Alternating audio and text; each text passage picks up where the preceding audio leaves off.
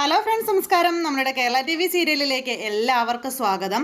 അങ്ങനെ പൂജയെ വീട്ടിൽ വിളിച്ചു വരുത്തി നമ്മുടെ പ്രതീഷ് എവിടെയാണെന്നുള്ള കാര്യം രഞ്ജിത വളരെ വളരെ വളരെ വൈകിയാണെന്നുള്ള രീതിയിൽ അങ്ങ് സംസാരിക്കുവാണ്.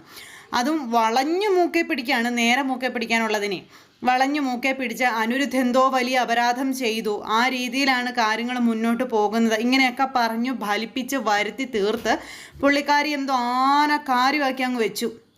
അപ്പം അനിരുദ്ധ മനഃപൂർവ്വം സുമിത്രയെ ചതിക്കുകയായിരുന്നു എന്നുള്ള രീതിയിൽ തന്നെ പുള്ളി കാര്യങ്ങൾ അങ്ങ് ഒപ്പിച്ച് വെച്ചു കേട്ടോ. അങ്ങനെ പൂജയോട് പറഞ്ഞു. അപ്പോൾ ഏട്ടൻ എവിടെയാ, പ്രതീക്ഷേട്ടൻ എവിടെയാണെന്ന് ഇങ്ങനെ ആകാംക്ഷയോടെ കൂടി ചോദിച്ചപ്പോഴാണ് ജയിലിലാണെന്നുള്ള കാര്യം പറയുന്നത്. ജയിലിലാണെന്ന് കേട്ടപ്പോഴേക്കും ഞെട്ടിപ്പോയി. ശരിക്കും പറഞ്ഞാൽ ഒട്ടും പ്രതീക്ഷിക്കാത്തൊരു ഇതായിപ്പോയല്ലോ. അങ്ങനെ ഞെട്ടലോടുകൂടി ഇങ്ങനെ നമ്മുടെ എന്താ പറയുന്നത്, പൂജ ഇങ്ങനെ നിൽക്കുന്ന സമയത്ത് പ്രതീക്ഷ ചെയ്ത തെറ്റിനെ പറ്റിയും പ്രതീക്ഷന് കിട്ടിയ ശിക്ഷയെ പറ്റിയും ഇതെല്ലാം രഞ്ജിത വള്ളി പുള്ളി വിടാതെ പറഞ്ഞ് കേൾപ്പിക്കുക. ഇതൊക്കെ കേട്ട് നമ്മുടെ പൂജ തകർന്നടിഞ്ഞിങ്ങനെ നിൽക്കുന്നു. ഒരിക്കലും പ്രതീക്ഷിക്കാത്തൊരു ട്വിസ്റ്റായിപ്പോയി ആ സംഭവിച്ചത്. അങ്ങനെ സഹിക്കാൻ കഴിയാത്ത ആ ഒരു മാനസികാവസ്ഥയിൽ ഇങ്ങനെ നിൽക്കുന്നു.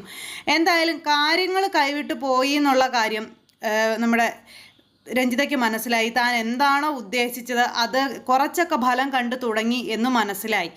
അപ്പോൾ ആൻറ്റി എന്താ ഇത് ഇത്രയും നാളായിട്ട് പറയാതിരുന്നത് എന്നിങ്ങനെ ചോദിച്ചപ്പോഴേക്കും, അന്നൊക്കെ എനിക്ക് സുമിത്രയോട് ദേഷ്യമായിരുന്നല്ലോ മോളെ, പക്ഷേ ഇപ്പോഴാണ് ഞാൻ സുമിത്രയുടെ ഭാഗത്ത് നിന്ന് ചിന്തിക്കാൻ തുടങ്ങിയത്.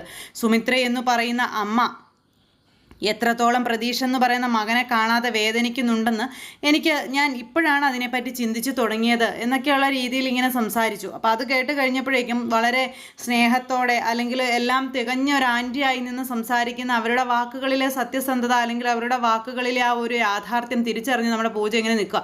അപ്പോൾ മോളിത് സുമിത്രയുമായി ചെന്ന് കണ്ട് സംസാരിക്കണം, സുമിത്രയോട് കാര്യങ്ങളെല്ലാം പറയണം, സുമിത്രയുടെ ഉള്ളിലെ വിഷമം മാറ്റണം തുടങ്ങിയതെല്ലാം പറഞ്ഞു. ഇനിയും പ്രതീക്ഷ അകത്ത് കിടന്നുകൂടാ, സുമിത്രയോട് പ്രതീക്ഷനെ പോയി കാണാനായിട്ട് പറയണം. അങ്ങനെ പറഞ്ഞു കൊടുക്കാൻ പറ്റുന്നിടത്തോളം കാര്യങ്ങൾ ഇങ്ങനെ പറഞ്ഞു കൊടുത്തു. അപ്പോൾ ഇതൊക്കെ കേൾക്കുമ്പോൾ സുമിത്ര തകർന്നു പോകുമെന്നും സുമിത്ര മകനെ രക്ഷിക്കാനായിട്ട് പോകുമെന്നും മകൻ പുറത്തിറങ്ങിക്കഴിഞ്ഞാൽ സുമിത്രയുടെ ശത്രുവാക്കി പ്രതീക്ഷിനെ മുൻനിരയിൽ നിർത്തി പൊരുതാമെന്നൊക്കെയാണ് രഞ്ജിത വിചാരിച്ചു വെച്ചിരിക്കുന്നത്.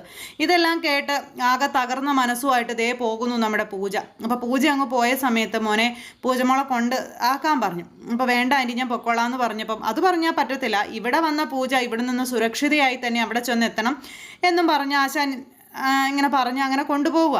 പൂജയാണെന്നുണ്ടെങ്കിൽ ആകെ വല്ലാത്തൊരു മാനസികാവസ്ഥയിലൂടെയാണ് കടന്നു പോകുന്നത്. അങ്ങനെ ഇവർ അങ്ങ് പോയി കഴിഞ്ഞപ്പോഴേക്കും രഞ്ജിതേ, നമ്മൾ ഉദ്ദേശിച്ച കാര്യങ്ങളൊക്കെ നടക്കുമോ എന്ന് അരവിന്ദൻ ചോദിച്ചു. നടക്കാതെ പിന്നെ എവിടെ പോകാനാണെന്ന് ചോദിക്കുകയാണ് അന്നേരം രഞ്ജിത. ഞാൻ ഉദ്ദേശിച്ചത് എന്താണോ അത് തീർച്ചയായിട്ടും നടന്നിരിക്കും, ഇല്ലെങ്കിൽ ഞാൻ നടത്തിയിരിക്കും എന്നും പറഞ്ഞ് അങ്ങനെ അങ്ങ് പറഞ്ഞു. അപ്പോൾ അത് കേട്ട് കഴിഞ്ഞപ്പോഴേക്കും ഇനി എന്താണ് നിൻ്റെ ഉദ്ദേശം എന്ന് രഞ്ജിതയോട് ഭർത്താവ് ചോദിച്ചപ്പോൾ, സുമിത്രയുടെ ശത്രുക്കളിൽ നിന്ന് വേണം തുടങ്ങാനായിട്ട്. അവനാദ്യം പുറത്തിറങ്ങട്ടെ, മകൻ്റെ കാര്യങ്ങൾ അറിയുമ്പോൾ സുമിത്ര മകനെ പുറത്തിറക്കാനായിട്ട് പോകും, അത് 100% ഉറപ്പുള്ള കാര്യമാണ്. അവൻ പുറത്തിറങ്ങി കഴിയുമ്പോൾ എനിക്കറിയാം സുമിത്രയെ എങ്ങനെ പ്രതീക്ഷിനെ കൊണ്ട് നേരിടിക്കണം, അല്ലെങ്കിൽ എങ്ങനെ അവർ തമ്മിൽ നേർക്ക് നേരെ നിന്ന് പൊരുതുന്ന ഒരവസ്ഥയിലേക്ക് ആക്കി എടുക്കണമെന്ന്. ആ ഒരു പരുവത്തിലേക്ക് അവനെ ഞാൻ എത്തിക്കും. അവിടെ നിന്ന് വേണം സുമിത്രയ്ക്ക് മേൽ എനിക്ക് വിജയം നേടാൻ എന്നൊക്കെ പറഞ്ഞുകൊണ്ട് ആശാത്തി ഇങ്ങനെ ഒരുപാട് ദിവാസ്വപ്നങ്ങൾ ഇങ്ങനെ കാണുക. അങ്ങനെ ദിവാസ്വപ്നങ്ങൾ കണ്ട് ഇങ്ങനെ നിൽക്കുന്നു. ഇതേ സമയത്ത് അവിടെ വീട്ടിൽ ഭയങ്കര വഴക്കും കാര്യങ്ങളും. വേറൊന്നുമല്ല, അനന്യയ്ക്ക് ശീതൾ ആ വീട്ടിൽ നിൽക്കുന്നത് ഇഷ്ടമല്ല. ശീതൾ ഭർത്താവിൻ്റെ കൂടെ പോകണം, അതാണ് അനന്യ പറയുന്നത്. അപ്പോൾ ഇങ്ങനൊരു സാഹചര്യത്തിൽ ശീതളിനെ സച്ചിൻ്റെ കൂടെ പറഞ്ഞു വിടാൻ പറ്റില്ല എന്ന് പറയുന്ന സുമിത്രയോട് പോലും തട്ടിക്കയറിക്കൊണ്ട് സംസാരിക്കുകയാണ് നമ്മുടെ അനന്യ. ഇവിടെ നിന്ന് ശരിയാവില്ലെന്നുള്ള ആ ഒരു അഭിപ്രായത്തിൽ നിന്നുകൊണ്ട് തന്നെ സംസാരിക്കുന്നു. അപ്പോൾ അവളിവിടെ നിൽക്കുന്നത് കൊണ്ട് എന്താണ് കുഴപ്പം, സച്ചിൻ്റെ കാര്യങ്ങളൊക്കെ അറിയാവുന്നതല്ലേ എന്ന് സുമിത്ര ചോദിച്ചപ്പോഴേക്കും എല്ലാവരും വന്ന് ഇങ്ങനെ കൂടി നിൽക്കുക. അപ്പോൾ സച്ചിൻ്റെ കാര്യങ്ങൾ അറിയാവുന്നത് കൊണ്ട് തന്നെയാണ് ഞാൻ പറയുന്നത്, ഇവിടെ നിന്നതുകൊണ്ട് യാതൊന്നിനും മാറ്റങ്ങൾ ഉണ്ടാകില്ലെന്നും ശീതൾ സച്ചിൻ്റെ കൂടെ സച്ചിൻ്റെ വീട്ടിൽ പോയി നിൽക്കണം, സ്വന്തം ഭർത്താവിൻ്റെ കൂടെ നിന്ന് വേണം അവനെ ട്രീറ്റ് ചെയ്യാനായിട്ട്. അവനെ ട്രീറ്റ് ചെയ്ത് അവൻ്റെ രോഗം മാറ്റിയെടുക്കണം, അല്ലാതെ അവനൊരു രോഗിയാണെന്നും പറഞ്ഞ് അവനെ തള്ളിക്കളയുകയല്ല വേണ്ടതെന്നൊക്കെ പറഞ്ഞു.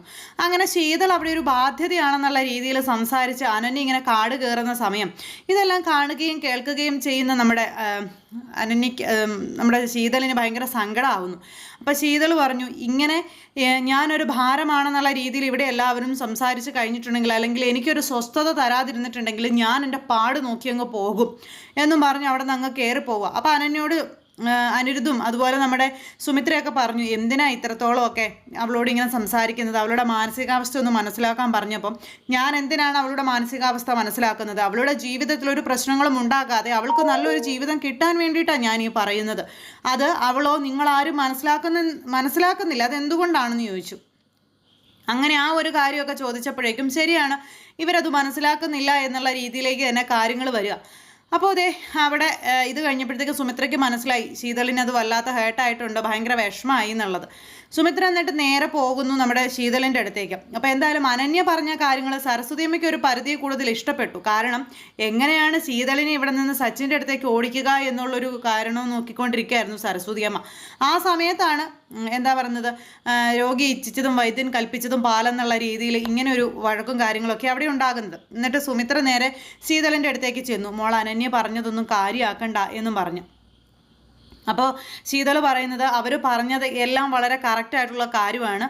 ഞാൻ ശരിക്കും പറഞ്ഞിട്ടുണ്ടെങ്കിൽ താമസിക്കേണ്ടത് സച്ചിൻ്റെ കൂടെയാണ്. ഇവിടെ ഈ വീട്ടിൽ ആർക്കും ഒരു ബാധ്യതയായിട്ട് ഞാൻ നിൽക്കാൻ ഉദ്ദേശിക്കുന്നില്ല. എനിക്കങ്ങനെ ആർക്കും ഒരു ബാധ്യതയായിട്ട് നിൽക്കണമെന്ന് താല്പര്യവും ഇല്ല. അതുകൊണ്ട് തന്നെ ഞാൻ ഈ വീട്ടിൽ നിന്ന് പോകാൻ തന്നെ തീരുമാനിച്ചു. ഞാൻ സച്ചിൻ്റെ കൂടെ അവിടെ പോയി നിന്ന് സച്ചിൻ്റെ കാര്യങ്ങൾ നോക്കിക്കോളാമെന്ന് പറഞ്ഞു. ഞാൻ സച്ചിൻ്റെ കൂടെ നിന്ന് സച്ചിനെ ചികിത്സിച്ച് സച്ചിൻ്റെ എല്ലാ അസുഖങ്ങളും ഭേദമാക്കിക്കോളാമെന്ന് പറഞ്ഞു. മോളെ നീ അങ്ങനെ ഒരു എടുത്തുചാട്ടമൊന്നും ചെയ്യരുത്, അല്ലെങ്കിൽ കാണിക്കരുത്. നീ അവിടെ ചെന്ന് നിന്ന് സച്ചിനെ നോക്കി അല്ലെങ്കിൽ സച്ചിൻ്റെ രോഗത്തെ ചികിത്സിച്ചു. പക്ഷേ സച്ചിൻ്റെ അസുഖങ്ങളൊന്നും മാറിയില്ലെങ്കിൽ നീ എന്ത് ചെയ്യും എന്ന് ചോദിച്ചപ്പോൾ അങ്ങനെ സംഭവിച്ചാൽ എന്നെ അങ്ങ് മറന്നേക്കണം എന്ന് ശീതൾ സുമിത്രയോട് പറയുക.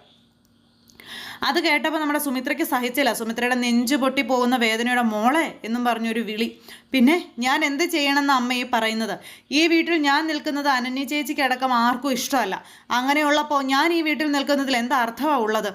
എത്ര വലിയ കൊള്ളില്ല എന്ന് ആരൊക്കെ പറഞ്ഞാലും സച്ചിന് ഞാനില്ലാതെ പറ്റില്ലെന്നാണ് പറയുന്നത്. അങ്ങനെയുള്ള സച്ചിന് ഞാൻ എന്തിൻ്റെ പേരിൽ ഉപേക്ഷിക്കണം തുടങ്ങിയ രീതിയിലുള്ള കാര്യങ്ങളൊക്കെ മകൾ ചോദിക്കുന്നു. മകൾ ഇത് ചോദിക്കുമ്പോൾ സുമിത്രയ്ക്കൊന്നും പറയാനില്ല. സുമിത്രയാണെന്നുണ്ടെങ്കിൽ ആകെ വീർപ്പ് മുട്ടി ഇങ്ങനെ നിൽക്കുക. ഇനിയിപ്പോൾ ശീതളിൻ്റെ കാര്യത്തിൽ തലയ്ക്ക് ഭ്രാന്തെടുത്ത് നിൽക്കുന്ന ഒരവസ്ഥ ഉണ്ടാകുന്ന സാഹചര്യത്തിൽ തന്നെ ഇതേ അടുത്ത പുലിവാലുമായിട്ട്, അതായത് നമ്മുടെ പ്രതീഷിൻ്റെ കാര്യങ്ങളുമായിട്ട് പൂജ വീട്ടിലേക്ക് വന്ന് കയറുന്നുണ്ട്. ഇനി അതിൻ്റെ പേരിൽ എന്തൊക്കെ ഭൂകമ്പങ്ങൾ നടക്കും എന്നുള്ളത് കാത്തിരുന്ന് കാണേണ്ട വിഷയം തന്നെയാണ്. അതിൻ്റെ പേരിൽ സുമിത്ര ഇനി അനിരുദ്ധിനെ ചോദ്യം ചെയ്യുന്ന സമയത്ത് അനിരുദ്ധ് സുമിത്രയോട് എന്തു മറുപടി പറയും, അങ്ങനെ 100 കാര്യങ്ങളെല്ലാം ഉണ്ട് ഇതിനകത്ത്. അപ്പോൾ എല്ലാവരും കാത്തിരുന്ന് കാണണം. ആരും തന്നെ മിസ് ചെയ്ത് കളയരുത്. എല്ലാവർക്കും നല്ലൊരു ദിവസം ആശംസിക്കുകയാണ്. എല്ലാവരുടെയും സപ്പോർട്ടിനും സ്നേഹത്തിനും 1000 നന്ദി അറിയിക്കുന്നു. അടുത്ത സൂപ്പർ ഹിറ്റ് കഥയുമായി കാണുന്നത് വരെ എല്ലാവർക്കും നന്ദി. അതോടൊപ്പം നമ്മുടെ ചാനൽ ആദ്യമായിട്ട് കാണുന്നവരുണ്ടെങ്കിൽ ഒന്ന് സബ്സ്ക്രൈബ് ചെയ്യണം കേട്ടോ. തൊട്ടടുത്ത് കാണുന്ന ബെൽബട്ടൺ അമർത്തി കഴിഞ്ഞിട്ടുണ്ടെങ്കിൽ നമ്മുടെ വീഡിയോസ് എളുപ്പത്തിൽ നിങ്ങൾക്ക് കാണാൻ കഴിയുന്നതായിരിക്കും. അപ്പോൾ ഒരിക്കൽ കൂടി എല്ലാവരോടും ഹൃദയത്തിൻ്റെ ഭാഷയിൽ 1000 നന്ദി അറിയിച്ച് നിർത്തുന്നു. സൂപ്പർ ഹിറ്റ് കഥകളും കഥാവിശേഷങ്ങളുമായി കാണാം. എല്ലാവർക്കും നന്ദി.